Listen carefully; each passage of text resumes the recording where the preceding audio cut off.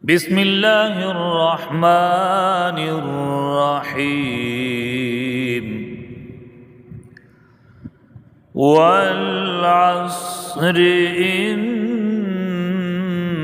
الإنسان لفي خسر إلا الذين آمنوا وعملوا الصالحات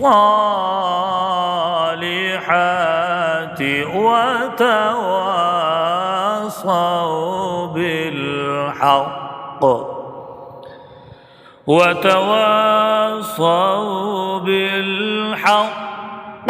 وتواصوا بالصبر.